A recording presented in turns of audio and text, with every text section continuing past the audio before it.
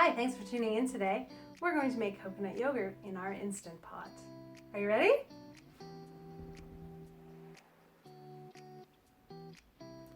Helps if you take the lid off. Gotta have everything in there.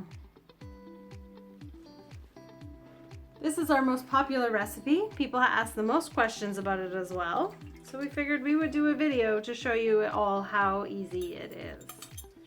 So I have 2 cans of Arroyo D coconut milk. I have used in the past just the cream portion, leaving the runny liquid behind. But the last few times I've made this recipe, I've used the entire can and had no issues. If you like really thick, really creamy coconut yogurt, just use the coconut cream. It helps to put the coconut cream in the fridge overnight. Then you can just pour off the liquid and put the solids in. You need approximately 3 cans of coconut cream or 2 full cans of coconut milk, and they're 400 milliliters each. So I have found that heating the coconut milk just to make sure that all of the solids, especially if you're using the coconut cream, are melted, helps with the texture. Otherwise, I found it ends up a little bit gritty. Really easy to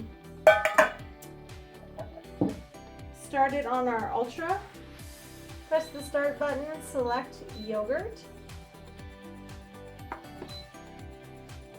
and then temperature to high and start.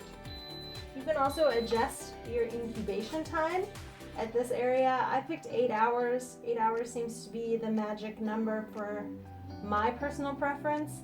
The longer you incubate it, the longer it will, the stronger it will taste.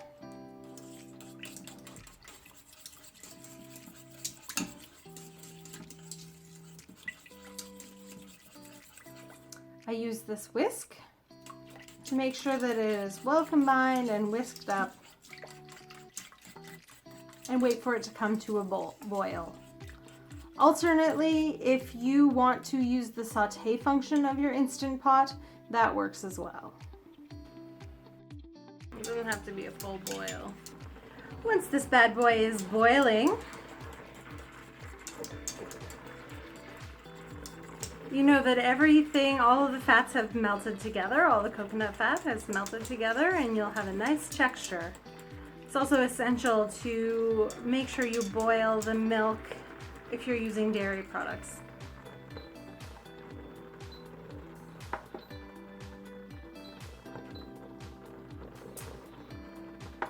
So you can adjust the hours, how many hours you want,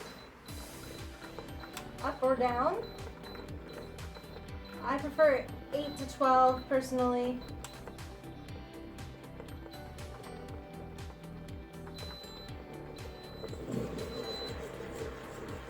So at this point, I usually take the lining out of the Instant Pot. You can add the gelatin now or later. I will add the gelatin now today. You want to make sure the gelatin dissolves, because again, texturally, clumps of gelatin are not ideal. You can use the gelatin now or at the end of the incubation, but you have to wait until the mixture cools to below 100 degrees Fahrenheit before you add the starter. If you don't, you will kill the starter, and then you won't get that sour flavor that you're looking for. Using live cultures, the heat kills them off, so it's really important. You can either pull the liner out and leave it on the counter. You can put it in an ice bath if you'd like, depending on how patient you are. You can just wait. I have this thermometer. It's a candy thermometer and it's handy. So I know exactly how hot the mixture is and when it is safe to put in the yogurt starter. It's still too warm as it just boiled in here, but you want it under 100 degrees Fahrenheit. It took approximately half an hour for it to cool down to below 100 degrees, which is fantastic.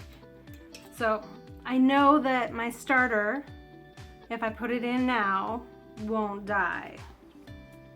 Now, there are some issues. Sometimes you'll get starter that has not been refrigerated, is duds. It does happen. Process for the coconut yogurt is really simple, but it can feel quite involved. So you start with the heat to pasteurize the milk or to melt all of the solids in your coconut milk. That's for your texture and to kill any bacteria that may be lurking in there that you don't know about. Less likely with coconut milk as it has antimicrobial properties.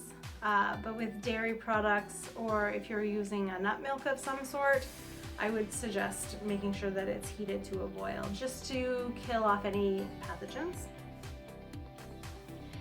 Then you can add the gelatin at that point when it's warm, or you can wait until it's cooled. It's up to you. But the gelatin is needed when you're using milk alternatives because the live cultures don't have the same amount of sugars to eat and to thicken and give you that coconut or that yogurty texture. You'll find with a lot of commercial milk alternative yogurts, thickeners such as guar gum, xanthan gum, cornstarch sometimes. I like the healing properties of gelatin myself. You can use whatever you're comfortable with. I have not ever used agar or other alternatives in this recipe, so I can't consult either way. I've seen some people with success and some people without, so I haven't yet had an opportunity to test it myself. So heat it, cool it, add your live cultures.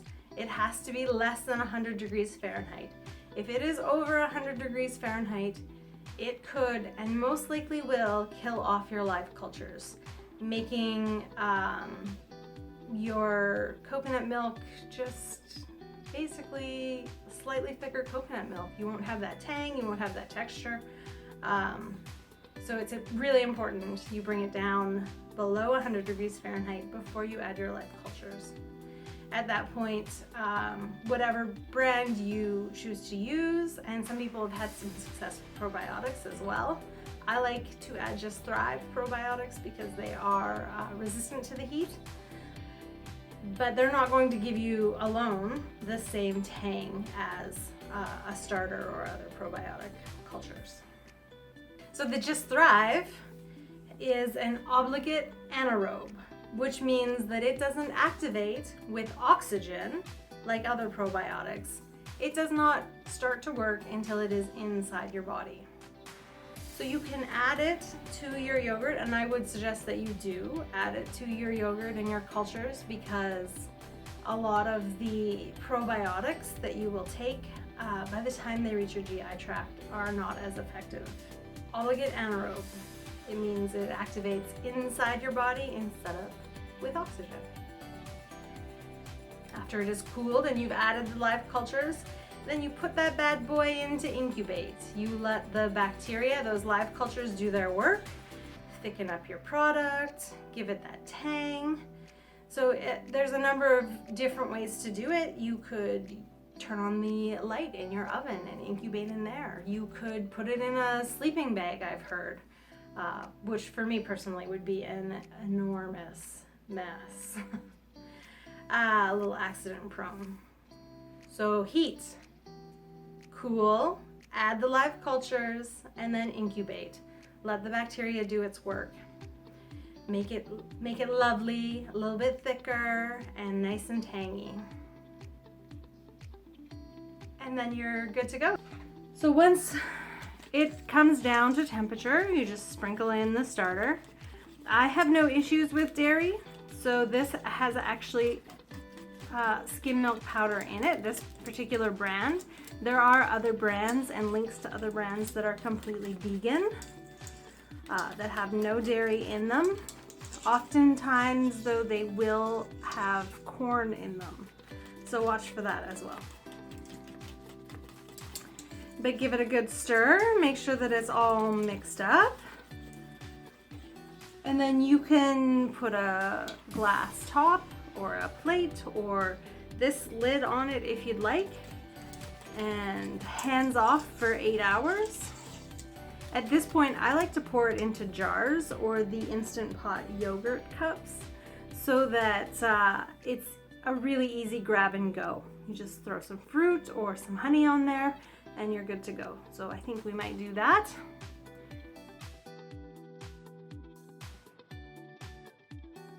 So I poured our mixture into the yogurt cups, pretty handy, just like so. You can put the lids on or keep them off, it's really up to you. I'm gonna keep them off, but they go just in there like so. Come to the yogurt function and press start. And we'll see you in 8 hours. Morning! We had a good night's sleep and we're ready to have some delicious coconut milk yogurt. Are you ready? Because I haven't yet invested in a glass lid for my Instant Pot. I use this handy plate, just basically to help keep the heat in while it's incubating and also keep debris out or any flies or anything that may be floating around. So we use the Instant Pot yogurt cup.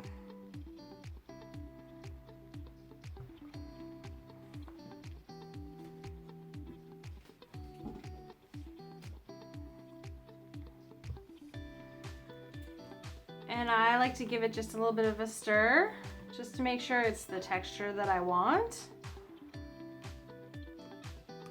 If it wasn't quite thick enough, I could let it incubate a little bit longer, or I could add a touch more gelatin if I wanted while it's still at this room temperature. But I know that once I refrigerate it, it will solidify a little bit as well, making it perfect yogurt consistency.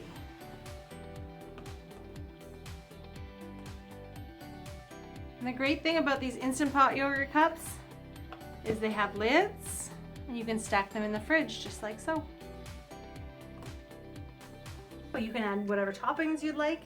You can add honey, you can add fruit, you can add cinnamon, you can use it in dips, sauces. You can go forth and use this dairy alternative yogurt in a number of different recipes. We have some on the site, or in recipes other than ones on our site if you're cheating on us by looking at other recipe sites, which it's fine. I get it. I get it. There's enough love to go around. The world is your yogurt. Make sure that you comment with any questions and I will do my best to help you out. Have a great day. Let's do this. Do it. Okay.